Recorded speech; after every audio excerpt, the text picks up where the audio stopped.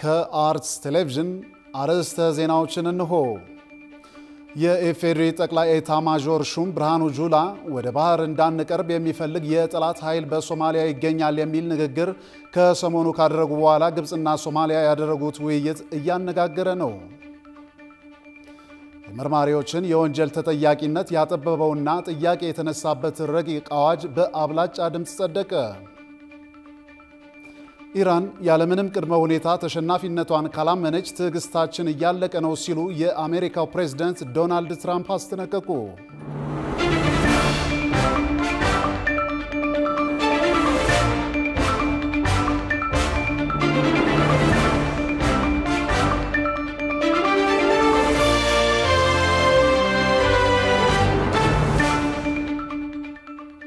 የክብር ሰላምታችን በያላችሁበት ይድረስ። ይህ ከአርትስ ቴሌቪዥን የሚተላለፍላችሁ የዜና ወጃችን ነው።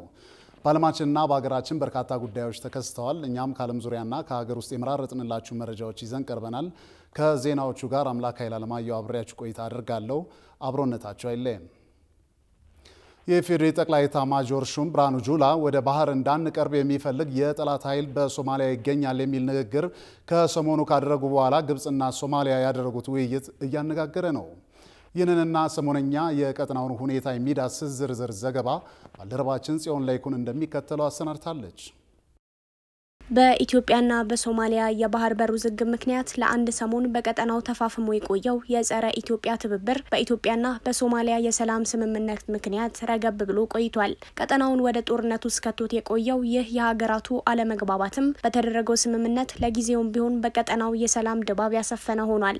ይሁንና እስካሁን ሀገራቱ በየፊናቸው ያነሱትና ቀጠናውን ወደ ውጥረት ውስጥ የከተተው የየሀገራቱ ጥያቄ ምላሽ ያላገኘና በእንጥልጥል ላይ ያለ ነው። ከ120 ሚሊዮን በላይ ህዝብ ያላት ኢትዮጵያ የባህር በር ካላገኘች ቀጣዩ ትውልድ አደጋ ላይ የሚወድቅ መሆኑን በማንሳት የቀይ ባህርን የባህር በር ማግኘቷን በአስፈላጊነት ለይተዋለች። የኢትዮጵያን የባህር በር ጥያቄ ከጥንትም የማትቀበለው ግብጽ በቀጠናው ካሉ አገራት ጋር በማበር ይህ ጥያቄዋን ለማዳፈን እንደምትሰራ በኢትዮጵያ በኩል ተደጋግሞ የሚነገር ጉዳይ ነው። ከሰሞኑ ለህዝብ ተወካዮች ምክር ቤት ማብራሪያ ሲሰጡ የነበሩት የመከላከያ ሰራዊት ጠቅላይ ኤታማዦር ሹም ፊልድ ማርሻል ብርሃኑ ጁላም ይህንኑ ሲያረጋግጡ ተደምጠዋል።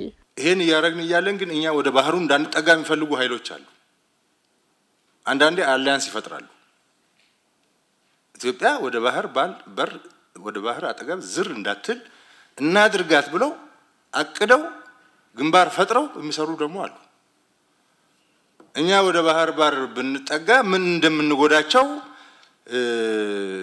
ጀስቲፊኬሽን ብዙ አይሰማም። ፊልድ ማርሻል ብርሃኑ ጁላ ከዚህም ባሻገር ኢትዮጵያ የሰላም አስከባሪ በመሆን ስትሳተፍ በቆየችበት በአትሚስ እንዲሁም በአሁኑ ወቅት በኢዩሶም በምትሳተፍበት የሶማሊያ ምድር ከፍተኛ የጠላት ኃይል አለ ሲሉም ተናግረው ነበር። ሶማሊያ ላይ ያው በአካል ነው ገብተን እየሰራን ያለነው።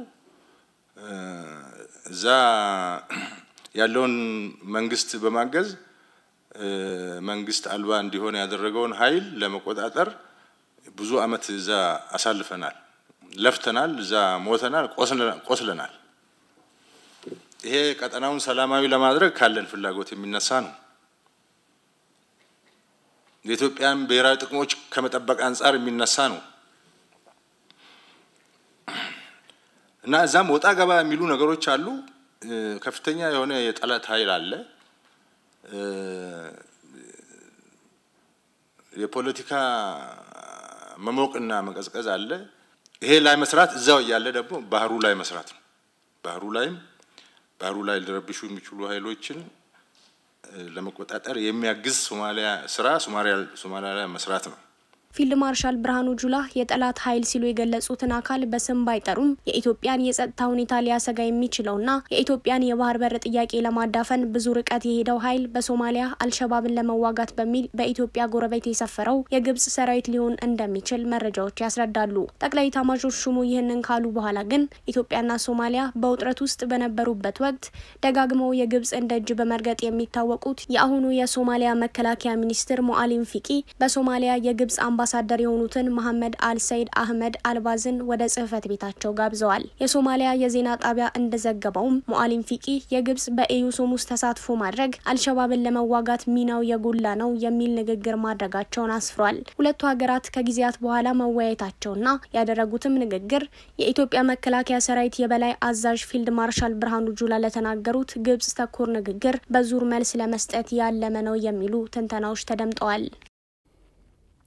የመርማሪዎችን የወንጀል ተጠያቂነት ያጠበበውና ጥያቄ የተነሳበት ረቂቅ አዋጅ በአብላጫ ድምጽ ጸደቀ። በወንጀል የተገኘ ንብረት ህጋዊ ማስመሰልና ሽብርተኝነትን በገንዘብ መርዳትን የሚመረምር ሰው በምርመራ ወቅት ከአቅሙ በላይ በሆነ ምክንያት ከግድያ ውጪ የትኛውም አይነት ወንጀል ቢፈጽም ተጠያቂ የማያደርግ አዋጅ ጸድቋል። ብዙነህ እንዳለ ዝርዝር አለው። የህዝብ ተወካዮች ምክር ቤት በወንጀል የተገኘ ንብረትን ህጋዊ ማስመሰልና ሽብርተኝነትን በገንዘብ መርዳት ወንጀልን ለመከላከልና ለመቆጣጠር የቀረበውን ረቂቅ አዋጅ በሶስት ተቃውሞ በአንድ ድምጽ ታቅቦና በአብላጫ ድምጽ አጽድቆታል። አዋጁ በሽፋን ስር የሚደረግ ምርመራ ወይም አንደርከቨር ኢንቨስቲጌሽንስ እንዲያስፈጽም የተመደበ ሰው በግዴታው ላይ ያለ ከግድያ ወንጀል በስተቀር ለሚፈጽመው የወንጀል ድርጊት የወንጀል ክስ አይቀርብበትም ይላል። በምክር ቤቱ የህግና ፍትህ ጉዳዮች ቋሚ ኮሚቴ ምክትል ሰብሳቢ ኢሳቦሩ የዚህን ምክንያትም ጠቅሰዋል። በሽፋን ስር የሚደረግ ምርመራ ወይም በቁጥጥር ስር የሚደረግ ማስተላለፍን እንዲያስፈጽም የተመደበ ሰው በግዴታው ላይ ያለ ከአቅሙ በላይ በሆነ ምክንያትና ከፍቃዱ ውጪ ሆኖ ከግድያ ወንጀል በስተቀር ለሚፈጽመው የወንጀል ድርጊት የወንጀል ክስ አይቀርብበትም። ይህ ምክንያት ግን ጥያቄም ተቃውሞም ቀርቦበታል። ይህ ድንጋጌ በምርመራ ሽፋን የመንግስት ተቃዋሚዎች፣ የመብት ተሟጋቾች፣ ጋዜጠኞችንና ነጋዴዎችን ለማጥቃት እየተረቀቀና የዜጎችን መብት የሚጎዳ ነው የሚል ተቃውሞ ገጥሞታል። በተለይም በአስቸኳይ ጊዜ አዋጅ ወቅት ጥቂት የጸጥታ አካላት ከፍተኛ የሰብአዊ መብት ጥሰት አስከትለው ነበር የሚለው ተጠቅሶ ጭምር ነው ተቃውሞዎች የቀረቡት። ሙሉቀን አሰፋ የተባለው የምክር ቤት አባል እኔ በግሌ እንደ ተፎካካሪ የፖለቲካ ሰው አዋጁ ባለሀብቶችን፣ ጋዜጠኞችን፣ ተፎካካሪ የፖለቲካ ፓርቲዎችን፣ የሰብአዊ መብት ተሟጋቾችንና የታዋቂ ሰዎችን መብት የሚገድብ ነው ብለዋል። እንዲያውም የመናገር መብትን ይከለክላል የሚል እምነት ነው ያለኝ ያሉት የምክር ቤት አባሉ ምክንያቱም አዋጁን ስናየው በ10 ዓመት ገድቦ ነው የወጣው ሲሉ ተናግረዋል። ህግ ከወጣበት ጊዜ ጀምሮ ተግባራዊ መደረግ ያለበት ያሉት አቶ ሙሉቀን ስለዚህም ከ10 ዓመት ወዲህ ብሎ ማውጣቱ የተወሰኑ ግለሰቦችን ወይም ቡድኖችን ለማጥቃት ያሰበ ስለሆነ ሀገራችንም ጥሩ አይደለም የሚል እምነት አለኝ ብለዋል። በዓለም አቀፍ ስምምነቶች ላይ እንደተገለጸው ኃይልን በመጠቀም ንጹሃንን በማስገደድ ዓላማቸውን ለማስፈጸም የሚሳተፉ ተዋናዮችን ተጠያቂ ለማድረግ ሳይሆን አዋጁ እየዋለ ያለው በዋነኛነት የመንግስት ተቃዋሚዎችን መንግስት ውስጥ ሆነው መንግስትን የሚተቹትንና ጋዜጠኞችን ነው ያሉት ደግሞ ሌላው የምክር ቤት አባል የሆኑት ዶክተር ደሳለኝ ጫኔ ናቸው። ኢሰባዊ የሆነ አያያዝ ቢፈጽምበት በዛ ሰው ላይ አይጠየቅም ማለት ነው። ስለዚህ መሆን ያለበት ምንድነው? የሰብአዊ መብቶችና በኢትዮጵያ በፈረመቻቸው ዓለም አቀፍ ድንጋጌዎች ላይ የተካተቱ ወንጀሎችን አለመፈጸሙ አንድ፣ ሁለተኛ አክቱ ደግሞ ሰልፍ ዲፌንስ መሆኑ ፖለቲከኞችን፣ የሰብአዊ መብት ተሟጋቾችን፣ ባለሀብቶችን፣ ጋዜጠኞችንና ታዋቂ ግለሰቦችን መብት የሚገድብ ነው የሚል ሐሳብ ነው ያለኝ። በተመሳሳይ መንገድ እነዚህን አካላትና በተጨማሪ ደግሞ የንግዱን ማህበረሰብ ወይም ለመንግስት ፋይናንስ ማያደርጉ ግለሰቦችን ለማጥቃት ሊውል ይችላል የሚል ስጋት አለ። ካለፉት ጊዜ የነበሩ አፋኝ አዋጆች ተቀጥላ አድርጌ ወስደዋል። በምክር ቤቱ የህግና ፍትህ ጉዳዮች ቋሚ ኮሚቴ ምክትል ሰብሳቢ ኢሳቦሩ በበኩላቸው አዋጁ ያስፈለገው በተለይም ሽብርን ለመከላከል እንደሆነና የሚደረገው ምርመራም ልዩ መሆኑን ተናግረው አዋጁ አንድን ቡድን ለማጥቃት ታስቦ የወጣ አይደለም ብለዋል። ጠላት ውስጥ ሆኖ አንደርከቨር የሚደረግ እጅግ በጣም ሶፊስቲኬት የሆነ ልዩ ምርመራ ነው። ከአቅሙ በላይና ከእውቀቱ ውጭ የሚፈጸም ነው። አውቆ ነው ወይስ በችለተኝነት ነው የፈጸመው የሚል ከዚህ ውጪ ከሆነ ግን ጭንቅላቱ ጥፋተኛ አይደለም ማለት ነው። ይህንን የህግ መሰረት አድርጎ የገባ ድንጋጌ መሆኑን ለማሳወቅ ነው። የፖለቲካ ፓርቲውን እኔም ይሁን ሽብርተኝነትን በገንዘብ ፋይናንስ ያደረገ ሰው ወንጀለኛ ነው፣ በዚያ ወጅ ይጠየቃል። ሌላው የገንዘብ ዝውውርን በመለከት ነው። ፖለቲከኞችን ሆን ብሎ ለማጥቃት በምንም ተአምር ያለመ እንዳልሆነ በትክክል መያዝ አለበት። አዋጁ በሽፋን ስር ምርመራ የሚያካሄድ ምርመራን ከግድያ ወንጀል ውጪ በሌላ ወንጀል አይጠየቅም ይላል ያሉት ዶክተር ደሳለኝ ጫኔ ለምሳሌ መርማሪው በሚሊዮን የሚቆጠር ገንዘብ ተደራድሮ ከሆነና ከወንጀል ጋር መቀበሉን ብናውቅ አይጠየቅም ማለት ነው ሲሉ ጠይቀዋል። ማሰቃየት ቢፈጸም የመብት ጥሰት ቢፈጸም አይጠየቅም ማለት ነው። መሆን ያለበት ግን ኢትዮጵያ በፈረመቻቸው ዓለም አቀፍ ድንጋጌዎች የተካተቱ ወንጀሎችን አለመፈጸም ነው ሲሉ ተናግረዋል። አዋጁ መርማሪው እንደፈለገ እንዲሆን የሚያደርግ ያልተገባ ስልጣንን በመስጠት የዜጎችን መብት የሚጋፋ ይሆናል ተብሎ ማሻሻያው ከመጽደቁ በፊት ማስተካከያ ተጠይቆበት ነበር። ማሻሻያው የተደረገበት ይህ ሕግ ዓለም አቀፍ አሰራርን መነሻ ያደረገና አስፈላጊነቱም የማያጠያይቅ እንዳልሆነ ተገልጾ በምክር ቤቱ ድጋፍ አግኝቷል። በመጨረሻም ምክር ቤቱ በመደበኛ ስብሰባው በማሻሻያው ረቂቅ አዋጁ ላይ ከተወያየ በኋላ በ3 ተቃውሞ በአንድ ድምፅ ተአቅቦና በአብላጫ ድምፅ አጽድቆታል። ኢራን ያለምንም ቅድመ ሁኔታ ተሸናፊነቷን ካላመነች ትዕግስታችን እያለቀ ነው ሲሉ የአሜሪካው ፕሬዝዳንት ዶናልድ ትራምፕ አስጠነቀቁ። ፕሬዝዳንት ትራምፕ የኢራኑ መሪ በትክክል የት እንዳሉ እናውቃለን ያሉ ሲሆን ነገር ግን አሁን ላይ እንዲገደሉ ፍላጎት የለንም ብለዋል። የውጭ ትንታኔና ዓለም አቀፍ ጉዳዮች ዘጋቢያችን ቃል ኪዳን ይጥና ጉዳዩን በዝርዝር ተመልክቶታል። ጦርነቱ በተለምዶ እንደሚታወቀው በእግረኛ ሰራዊት ተደግፎ ምድር ለምድር የሚደረግ አይነት ውጊያ አይደለም። ይልቁኑ ዓለማችን የደረሰበት የቴክኖሎጂ ደረጃ በወለዳቸው አውዳሚ የጦር አውሮፕላኖችና አህጉር አቋራጭ ባሊስቲክ ሚሳኤሎች የሚደረግ እንጂ በስድስቱ ቀናት ጦርነት ብቻ እንኳን ብንመለከት ሁለቱም ሀገራት ብርቱ ውድመት አስተናግደዋል። ኢራን በታሪኳ አይታ በማታውቀው መልኩ ቁልፍ የጦርና የሳይንስ ሊቃውንቶቿን በአንድ ጀንበር ከማጣት ባሻገር ከ300 በላይ ሰላማዊ ሰዎች ተገድለውባታል። ሌሎች በመቶዎች የሚቆጠሩም ቆስለዋል። እስራኤልም ብትሆን ቀላል የማይባል በትር ያረፈባት ሲሆን የመኖሪያ አካባቢዎችን ጨምሮ ረጃጅም ህንፃዎቿ ወደ ፍርስራሽነት ተቀይረዋል።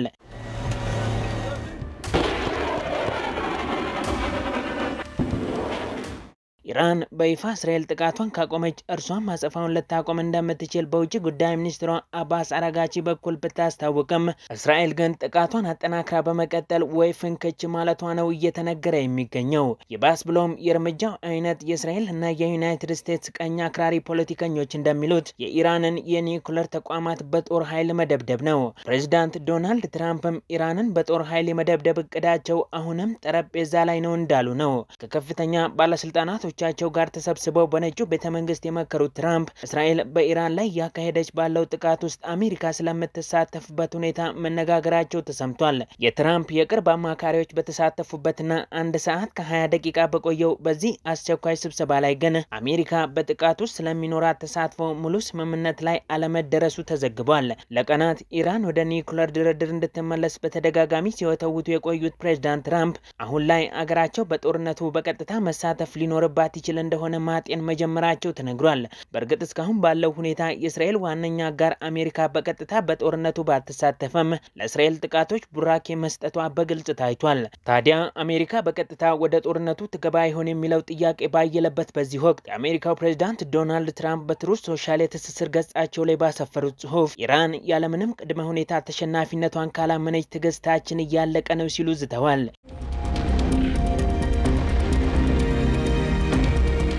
የኢራኑ መንፈሳዊ መሪ አያቶላ አሊ ሆሚኒ ግን አገራቸው ከጽዮናውያን ጋር መቼም አትስማማም ሲሉ ጠንከር ያለ ምላሽ ሰጥተዋል። ትራምፕ አክለውም የኢራኑ መንፈሳዊ መሪ አያቶላ አሊ ሆሚኒ የት እንደተደበቁ እናውቃለን፣ ነገር ግን አሁን ላይ እንዲገደሉ ፍላጎት የለንም ብለዋል። የአሜሪካው ፕሬዝዳንት ትራምፕ ኢራን ያለ ቅድመ ሁኔታ እጅ ከሰጠች ጦርነቱ ይቆማል ቢሎም የመካከለኛው ምስራቅና የባህረ ሰላጤው ሀገራትን ማህበረ ፖለቲካ በቅርበት የሚከታተሉ አካላት ግን ኢራን እጅ መስጠትን እንደ ውርደት ስለምትቆጥረው ጦርነቱን የማቆም ውሳኔ ያለው በአሜሪካና እስራኤል እጅ ነው ባይ ናቸው። For days, Israel's defenses have largely held up against Iran's. ክብራትና ክብራን ከአርትስ ዜናዎች ጋር አብራችሁ ስላላችሁ አርትስ ቴሌቪዥን ያመሰግናችኋል። ማንኛውም አይነት የዜናም ሆነ ሌሎች ጥቆማዎችና አስተያየቶች ቢኖሯችሁ በአጭር የጽሑፍ መልእክት መቀበያ ቁጥራችን 6121 ላይ ብታደርሱን ተቀብለን ወደ እናንተ እናደርሳለን። አሁን የዕለቱን ዋነኛ ጉዳይ እናስታውሳችሁና እንመለሳለን። የኢፌዴሪ ጠቅላይ ኤታማዦር ሹም ብርሃኑ ጁላ ወደ ባህር እንዳንቀርብ የሚፈልግ የጠላት ኃይል በሶማሊያ ይገኛል የሚል ንግግር ከሰሞኑ ካደረጉ በኋላ ግብጽና ሶማሊያ ያደረጉት ውይይት እያነጋገረ ነው። ከቆይታ በኋላ የተመራረጡ ልዩ ልዩ ስፖርታዊ መረጃዎችን ወደ እናንተ እናደርሳለን። ይጠብቁን። ያቀረብናቸው ጥያቄዎች ምላሽ ካላገኙ ከስራ የሚወጡት የከፍተኛ ትምህርት ተቋማት ቁጥር ሊያሻቅብ ይችላል ሲል የኢትዮጵያ የግል ከፍተኛ ትምህርትና ቴክኒክና ሙያ ተቋማት ማህበር አስታወቀ። የማህበሩ ስራ አስኪያጅ ለአርትስ ቴሌቪዥን በሰጡት ቃል ቅሬታችንን ለሚመለከተው አካል ብናቀርብም እስካሁን ምላሽ አላገኘንም ብለዋል። ቃል ኪዳን ቴዎድሮስ ዝርዝር ዘገባ ይዛለች።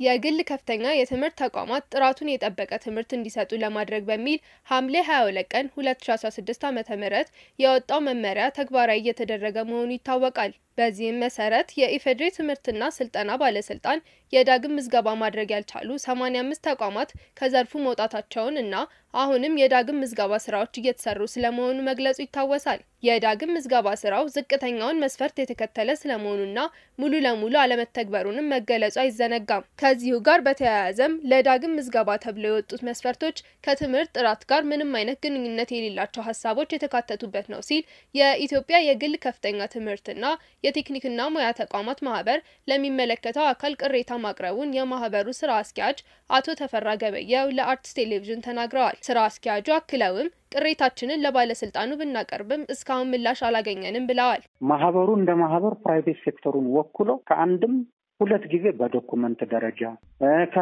ከክቡር ሚኒስትሩ ጋራ ከባለስልጣን መስሪያ ቤቱ ከፍተኛ አመራሮች ጋራ ተደጋጋሚ የአካል ውይይት አድርጓል። አስተያየት ከመስጠት አልፈን ብዙ ጊዜ በጽሁፍም በአካልም ተደጋጋሚ ጥያቄና ጩኸት አቅርበናል። ጩኸቱ ግን መልስ አላገኘም እስካሁን ድረስ። ያው እንግዲህ ለህዝብ ተወካዮች ምክር ቤት ሀብትና የቴክኖሎጂ ሽግግር ቋሚ ኮሚቴ አለ። ለዛ ሁሉ ጥያቄያችንን አቅርበን ከባለስልጣን መስሪያ ቤቱ ጋር ውይይት ተደርጎ በሂደት ላይ ነው ያለው። በዚህም 85 ተቋማት እስካሁን ከዘርፉ ወጥተዋል። ለተቋሙ ያቀረብናቸው ሀሳቦች ታይተው ማስተካከያ ካልተደረገባቸው ከስራ የሚወጡ የከፍተኛ ትምህርት ተቋማት ቁጥራቸው አሁንም ሊጨምር ይችላል ብለዋል። ባለፈው ጥቅምት ሲጀመር ከነበሩት ተቋማት መካከል 85ቱ አንመዘግብም ብሎ ቀርተዋል። አሁን ቁጥሩ ራሱ አሻቅቦ ሊሆን ይችላል። ኦፊሻል ዝርዝር በባለስልጣን መስሪያ ቤቱ ስላልተገለጸ ነው። መመሪያው በርካታ ነገሮችን ከግምት ያላስገባ ነው ያሉት ስራ አስኪያጁ ተቋማቱ የመሸጋገሪያ ጊዜ ቢሰጣቸው ማሻሻል እንደሚችሉ ተናግረዋል። የትምህርትና ስልጠና ባለስልጣን እያንዳንዱ የግል ከፍተኛ ትምህርት ተቋማት ለመውጫ ፈተና ከሚያስቀምጣቸው ተማሪዎች በየትምህርት መስኩ ቢያንስ 25 በመቶዎቹ ማለፍ እንደሚጠበቅባቸው የሚያዝ መመሪያ ማውጣቱ የሚታወስ ሲሆን ተቋማቱ ይህን ማሳካት ካልቻሉ ግን የትምህርት ፕሮግራሙ እንደሚሰረዝ በመመሪያው አስቀምጧል።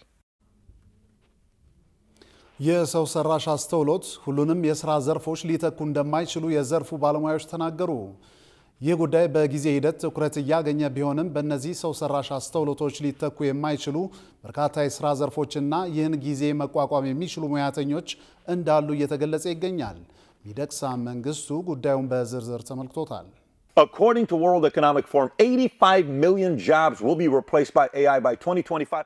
ከጊዜ ወደ ጊዜ የሰው ሰራሽ አስተውሎት መምጣት ጋር ተያይዞ ብዙዎች የሥራ ማጣት ችግር ፊታቸው ላይ እየተጋረጠ ይገኛል። የሰው ሰራሽ አስተውሎት መራቀቅ ዓለም ላይ ያለውን የሥራ ነባራዊ ሁኔታ እየለወጠውና ሰዎችን ማደናገሩንም ተያይዞታል። ሰው ራሱ ይህን አስተውሎት ፈጥሮት በእንደዚህ አይነት ፈተና ውስጥ መውደቁ አሳዛኝ ነገር ቢሆንም ይዞት የሚመጣውም የራሱ የሆነ እድል እንዳለም ባለሙያዎች ይናገራሉ። በፊት በሰው ላይ ጥገኛ ሆነን እንሰራቸው የነበሩ ስራዎች በእነሱ እገዛ በቀላሉ መከናወን ቢችሉም በዚያው መጠን አሁን እየታየ ያለው ነገር ለወሬ ነጋሪውም ለሰሚውም አስደንጋጭ መሆኑ ነው። በተለያዩ የምዕራባውያንና የሩቅ ምስራቅ አገራት ላይ እየተከናወነ ያለውን ነገር ስንመለከት የሰው ልጅ አስፈላጊነትን እንዲሁም በስራው ዘርፍ ላይ የሚጫወተውን ትልቅ ሚና ጥያቄ ውስጥ የሚከት ሆኗል። ሞዴሊንግና የማስታወቂያ ስራ፣ የትርጉምና የአርትዖት ስራዎች፣ ጥበቃና መስተንግዶ፣ የባንኪንግና የፋይናንስ ስርዓት፣ የትራንስፖርት ዘርፍና የመገናኛ ብዙሃን ባለሙያዎች እንደ ቀልድ በሰው ሰራሽ አስተውሎት መሳሪያዎች እየተተኩ ይገኛሉ።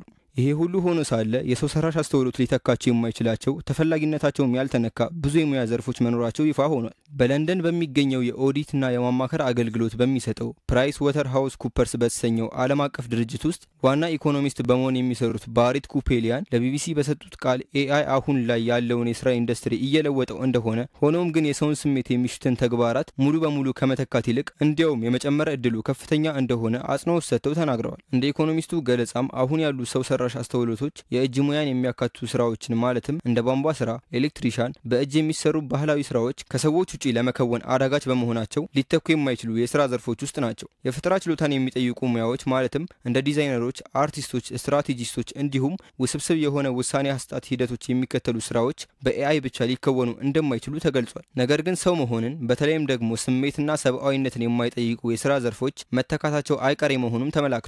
ይህ ለውጥ ታዲያ ችግሮችን ብቻ ሳይሆን ተጨማሪ እድሎችንም ይዞልን እየመጣ ነው የሚሉት የዘርፉ ባለሙያዎች በዚህ ተለዋዋጭ ዓለም ላይ ግን ተቋቁሞ ለመቀጠልና ተፈላጊነትን ለማሳደግ ዋናው ቁልፍ ኤአይን እንዴት መጠቀም እንዳለብን ጠንቅቆ ማወቅ ነው ይላሉ። ወደፊት የስራ ዘርፉን የሚቀላቀለው ትውልድም ከአንድ ከፍተኛ የትምህርት ተቋም ይዞት የሚወጣው ዲግሪ ብቻ ዋስትና እንደማይሆነውና ጥሩ የሆነ ክህሎትን መያዝ እንዳለበት እርግጥ ከሆነ ውሎ እያደረ ነው።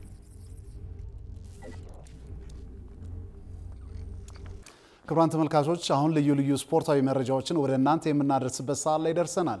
ስፖርታዊ መረጃዎቹ በባልደረባችን ሷሊህ መሐመድ ወደ እናንተ ይደርሳሉ። ከመረጃዎቹ ጋር መልካም ቆይታ። ከአርትስ ቴሌቪዥን የሰዓቱን ስፖርታዊ መረጃዎችን ይዘን መጥተናል። መረጃዎቻችንን ከሀገር ውስጥ ስንጀምር የ35ኛ ሳምንት የኢትዮጵያ ፕሪሚየር ሊግ ጨዋታዎች ሲቀጥሉ በመጨረሻው መርሃ ግብር ድሬዳዋ ከተማ ድል ቀንቶታል። ከሊጉ መውረዱን አስቀድሞ ያረጋገጠው ስሁል ሽረ ለከድሞ በሊጉ ለመቆየት ወሳኝ ምዕራፍ ላይ ከሚገኘው ከድሬዳዋ ከተማ ጋር በወንጂ ሁለገብ ስቴዲየም ያገናኘው የሳምንቱ ማሳረጊያ ጨዋታ በብርቱካናማዎቹ አሸናፊነት ተጠናቋል። የብርቱካናማዎቹን ወሳኝ የማሸነፊያ ግቦች አምበሉ መሱድ መሐመድ 2 ግቦችን ሲያስቆጥር ቀሪዎቹን ግቦች ሀቢብ ከማልና ዮሐንስ ደረጀ በማስቆጠር ለክለባቸው ወሳኝ ድል አስገኝተዋል። ድሬዳዋ ከተማ ድሉን ተከትሎ ነጥቡን ወደ 43 ከፍ በማድረግ ከነበረበት የመውረድ ስጋት ሙሉ በሙሉ ነፃ በመሆን በሊጉ መቆየቱ ማረጋገጥ ችሏል። የፕሪሚየር ሊጉ አሸናፊ ቀድሞ በተረጋገጠበት የዘንድሮ የኢትዮጵያ ፕሪሚየር ሊግ ላለመውረድ የሚደረገው ፉክክር እስከ መጨረሻው ሳምንት ድረስ የሚቀጥል ይሆናል። ሊጠናቀቅ የአንድ ጨዋታ ዕድሜ የቀረው ውድድሩ በመጨረሻው ቀን ማን ከፕሪሚየር ሊጉ ይወርዳል የሚለውና የትኞቹ ክለቦች በቀጣይ ዓመት በሊጉ መሳተፋቸውን ያረጋግጣሉ የሚለውን ጥያቄ የሚመልስ ይሆናል። ፋሲል ከነማ፣ ኢትዮ ኤሌክትሪክ፣ መቀለ ሰባ እንደርታ እና አዳማ ከተማ የመውረድ ስጋት ያለባቸው ክለቦች ሲሆኑ የመጨረሻው ቀን በሚደረጉት ጨዋታዎች ከሊጉ የሚወርዱት ቀሪ 2 ክለቦች የሚታወቁ ይሆናል። ከውጭ ወዳገኘናቸው መረጃዎቻችን ስንሻገር በአሜሪካ እየተደረገ ያለው የዓለም የክለቦች ዋንጫ ሲቀጥል ኢንተር ሚላን ነጥብ ሲጥል ማሜሎዲ ሳንዳውንስ አሸንፏል። የአውሮፓ ቻምፒዮንስ ሊግ የፍጻሜ ተፋላሚው ኢንተር ሚላን ከሜክሲኮ ሞንትሬ ጋር ተጫውቶ 1-1 ተለያይቷል። ሞንትሬ የቀድሞ የሪያል ማድሪድ ታሪካዊ ተከላካይ ሰርጂዮ ራሞስ ባስቆጠረው ግብ ቀዳሚ መሆን ቢችልም በአዲሱ አሰልጣኝ ክሪስቲያን ኪቩ እየተመራ የመጀመሪያ ጨዋታውን ያደረገው ኢንተር ሚላን በላውታሮ ማርቲኔዝ ግብ አቻ በመሆን ነጥብ ተጋርቶ ወጥቷል። በሌላ ጨዋታ ምድብ 6 ላይ የሚገኘው የደቡብ አፍሪካው ማሜሎዲ ሳንዳውንስ የደቡብ ኮሪያውን አልሳንን 1-0 በመርታት በውድድሩ ግብ ማስቆጠር የቻለና ያሸነፈ የመጀመሪያው የአፍሪካ ክለብ መሆን ችሏል። የዓለም ክለቦች ዋንጫ የምድብ የመጀመሪያ ጨዋታዎች ዛሬም ቀጥሎ የሚከናወኑ ሲሆን ምድብ 7 ላይ የሚገኘው የእንግሊዙ ማንቸስተር ሲቲ የሞሮኮውን ዊዳድ ካዛብላንካን የሚገጥምበት ጨዋታ ምሽት 1 ሰዓት ላይ ጀምሮ በመካሄድ ላይ ይገኛል። 4 ጊዜ በድሮ የውድድር ቅርጽ ዋንጫውን በማንሳት ከካርሎ አንቸሎቲ ጋር ሪከርድ የተጋሩት ስፔናዊ አሰልጣኝ ፔፕ ጋርዲዮላ ለ5ኛ ጊዜ ዋንጫውን ለማንሳት አዲስ ታሪክ ለመጻፍ ከቡድኑ ጋር አሜሪካ ከትመዋል። በሌላ የምሽት ጨዋታ 2 አዳዲስ አሰልጣኞች የመጀመሪያ ጨዋታቸውን በሚያደርጉበት ጨዋታ ሪያል ማድሪድ ከሳውዲ አረቢያው አል ሂላል ጋር ምሽት 4 ሰዓት የሚገናኙ ይሆናል። ሪያል ማድሪድ በባርሴሎና የላሊጋው ዋንጫ ተነጥቆ ሁለተኛ እንደወጣ ሁሉ የሳውዲው ክለብም በአል ኢቲሃድ ዋንጫውን ተነጥቆ በሁለተኝነት በማጠናቀቅ የውድድር ዓመቱን በጥሩ መነቃቃት ለመጨረስ ዋንጫውን እንደሚፈልጉ ተዘግቧል። ዣቪ አሎንሶ የመጀመሪያ ጨዋታውን በሚያደርግበት ጨዋታ አዳዲሶቹ ፈራሚዎች ዲን ሁይሰን እና ትሬንት አሌክሳንደር አርኖልድ እንደሚሰለፉ ሲጠበቅ ቪኒሺየስ ጁኒየር እና ኪሊያን ምባፔ የሚጠበቁ ተጫዋቾች ናቸው። የ2025-26 የውድድር ዘመን የእንግሊዝ ፕሪሚየር ሊግ መርሃ ግብር ይፋ ሆኗል። ተወዳጁ የእንግሊዝ ፕሪሚየር ሊግ ሊቨርፑልን ከቦርነማውዝ በማገናኘት ሲጀምር በማንቸስተር ዩናይትድ እና አርሰናል መካከል በኦልድ ትራፎርድ የሚደረገው የመጀመሪያ ሳምንት ታላቅ ጨዋታ በእግር ኳስ አፍቃሪያን ዘንድ ተጠባቂ ሆኗል። በ2024-25 የውድድር ዘመን 15ኛ እና 2ኛ በመሆን ያጠናቀቁት የሁለቱ ቡድኖች ጨዋታ ከወዲሁ ተጠባቂ ሆኗል። በተከታታይ ለ3ኛ ጊዜ ሁለተኛ ሆነው ያጠናቀቁት መልፈኞቹ የሊጉ የመክፈቻ ጨዋታውን ወደ ኦልድ ትራፎርድ በማቅናት ከማንቸስተር ዩናይትድ ጋር ከተጫወቱ በኋላ ከሊድስ ዩናይትድ፣ ከሊቨርፑል፣ ከኖቲንግሃም ፎረስት፣ ከማንቸስተር ሲቲ እና ኒውካስል ዩናይትድ ጋር ተከታታይ ጨዋታቸውን የማያደርጉ ይሆናል። ከ10 ዓመታት በኋላ በየትኛውም የአውሮፓ የውድድር መድረክ ላይ የማይሳተፉት ዩናይትዶች ሙሉ ትኩረታቸውን በሀገር ውስጥ ውድድሮች ላይ ያደርጋሉ ተብሎ ይጠበቃል። የአሰልጣኝ ፔፕ ጋርዲዮላው ማንቸስተር ሲቲ በበኩሉ በሚቀጥለው ዓመት የመጀመሪያ ጨዋታውን ከወልቭስ ጋር ሲያደርግ ከ3 ጨዋታዎች በኋላ ወደ ኦልድ ትራፎርድ በማቅናት ከማንቸስተር ዩናይትድ ጋር የማንቹሪያን ደርቢ ጨዋታውን እንደሚያከናውን ተገልጿል። የ2024-25 የውድድር ዘመን የሊጉ አሸናፊ ሊቨርፑል ክብሩን ለማስጠበቅ የሚፎካከርበት ዓመት የሊጉ የመክፈቻ ጨዋታውን ከቦርነማውዝ ጋር ያደርጋል። የመርሲሳይዱ ክለብ ሊቨርፑል የመክፈቻ ጨዋታቸውን በዕለተ አርብ ምሽት የሚያካሂዱ ሲሆን በመክፈቻው መርሃ ግብር ሜሎስ ኬርኬዝ ዝውውሩን የሚያጠናቅቅ ከሆነ የቀድሞ ቡድኑን በተቃራኒው ይገጥማል። በ10 ነጥብ ልዩነት የሊጉ ዋንጫ ያነሱት ሊቨርፑሎች በመቀጠል ከኒውካስል ዩናይትድ እና አርሰናል ጋር ጨዋታቸውን ያካሂዳሉ። በሌሎች የመጀመሪያ ሳምንት ጨዋታዎች ቶትንሃም ከበርንሌይ፣ ቸልሲ ከክሪስታል ፓላስ እንዲሁም አስቶን ቪላ ከኒውካስል ዩናይትድ የሚገናኙ ይሆናል። የ2025-26 የውድድር ዘመን የእንግሊዝ ፕሪሚየር ሊግ በዕለተ አርብ ነሐሴ 9 2017 ጅማሮን የሚያደርግ ይሆናል። አርሰናል ከአሰልጣኙ ጋር ሊለያይ ነው። የሰሜን ለንደኑ ክለብ አርሰናል ምክትል አሰልጣኝ ካርሎስ ኩዌስታ የጣሊያን ሴሪያውን ክለብ ፓርማን በዋና አሰልጣኝነት ሊረከቡ መሆኑ ተገልጿል። በአሰልጣኝ ሚኬል አርቴታ ስር ሲሰሩ የነበሩት የ29 ዓመቱ አሰልጣኝ ካርሎስ ኩዌስታ ከ5 ዓመታት በኋላ ከክለቡ ጋር ይለያያሉ ተብሏል። አሰልጣኙ ወደ ጣሊያን በማምራት ኢንተር ሚላንን የተቀላቀሉን አሰልጣኝ ክርስቲያን ኪፋን ተክተው ፓርማን እንደሚረከቡ ተገልጿል። አሰልጣኝ ካርሎስ ኩዌስታ ከ5 ዓመታት በፊት አርሰናልን ሳይቀላቀሉ በፊት በአትሌቲኮ ማድሪድ እና ጁቬንቱስ ወጣት ቡድን በማሰልጠን ጥሩ ልምድ ማካበታቸው ይነገራል።